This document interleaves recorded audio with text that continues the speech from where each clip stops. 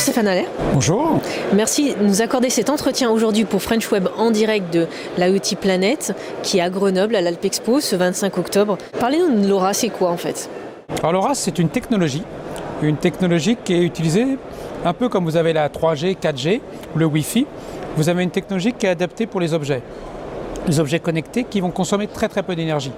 Demain, si vous voulez faire connecter votre poubelle ou votre sac à main, vous ne pouvez pas le recharger tous les soirs. Donc on a essayé de travailler sur des technologies qui permettent de consommer très peu d'énergie pour justement que tous ces objets puissent être connectés sans avoir à les recharger régulièrement.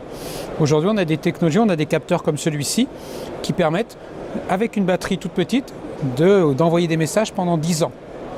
Donc LoRa, c'est une technologie de réseau long range, donc c'est-à-dire que c'est un réseau qui couvre l'ensemble du territoire, et ObjetNews, avec Bouygues Telecom, on a déployé un réseau national, et donc ce réseau national permet de capter l'ensemble des messages envoyés par ces objets sur cette technologie.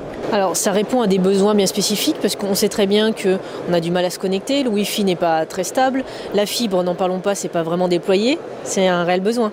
C'est un besoin qui peut être complémentaire. Vous m'avez parlé du Wi-Fi. Le Wi-Fi, ça va apporter des débits importants. Vous voulez faire une caméra IP, vous voulez envoyer une vidéo, vous aurez besoin du Wi-Fi ou de la fibre ou autre, ou de la 4G. Si demain vous avez un objet qui doit envoyer peu de messages, le LoRa sera adapté. Le Wi-Fi va consommer de l'énergie, mais en contrepartie, il enverra des gros messages. Nous, on consomme très peu d'énergie, mais en contrepartie, on envoie des petits messages qui vont jusqu'à 200 octets. Quel public peut être intéressé par ces technologies-là? En fait, tous. Franchement, j'ai eu la chance de participer à la révolution de l'Internet des hommes. Et au début, quand c'était en 97-98, je disais ça va révolutionner partout. Aujourd'hui, est-ce que vous voyez un seul métier qui n'a pas été révolutionné par l'Internet? Non. Demain, l'IoT, ça va être pareil. Vous fabriquez une chaudière. Vous aurez besoin d'un capteur qui demain vous dira comment fonctionne la chaudière. Le monsieur qui fabriquait la chaudière, il va récupérer des informations. Vous avez une chaîne de froid, vous transportez des palettes. Demain, avec des objets comme ça, on pourra vous dire où se situent vos palettes, si la chaîne du froid a bien été respectée. Vous ramassez des poubelles. Demain, on vous dira, on sait exactement où se trouvent vos poubelles et à quel niveau de remplissage. Vous vendez des sacs à main. Demain, vous achetez un sac à main Louis Vuitton à quelques milliers d'euros, vous serez peut-être content de savoir où il se trouve à tout moment. Ou en tout cas, vérifier que c'est bien un sac à main Louis Vuitton. J'ai aucun business, aucune industrie qui n'est pas concernée. Donc c'est un réel besoin en 2016. C'est un besoin qui va naître, parce qu'aujourd'hui, on s'en est passé. Mais demain, vous aurez une différence. C'est-à-dire que demain, je vous donne un exemple, on a fait des écrous connectés.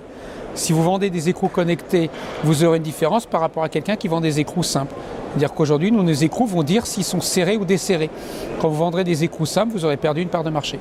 On est obligé de passer par ça, par cette évolution. Aujourd'hui, je pense que les gens qui vont savoir prendre cette opportunité, c'est une véritable opportunité, ils vont gagner des parts de marché. Quand est-ce que ça a été créé, mis en place? En fait, les technologies LoRa, comme la technologie Sigfox, ont commencé il y a quelques années. Mais aujourd'hui, l'industrie, en termes de capteurs, en termes de réseaux déployés, est vraiment en train de se mettre en place depuis 2016.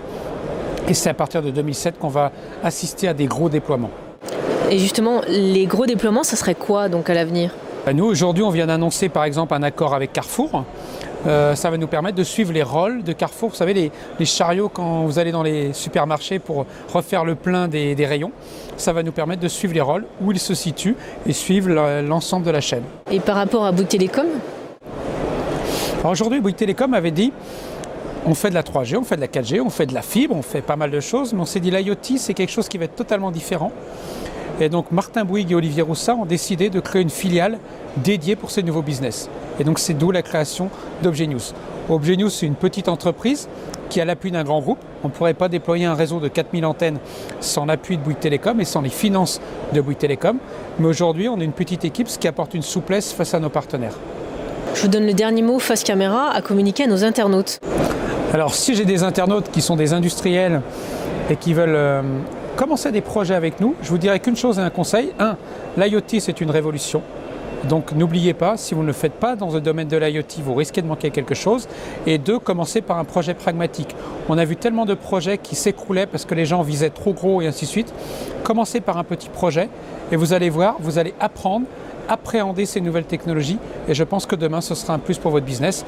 Et si vous cherchez un partenaire souple et agile, Objet News est présent et en plus surtout, on a un réseau national déjà disponible.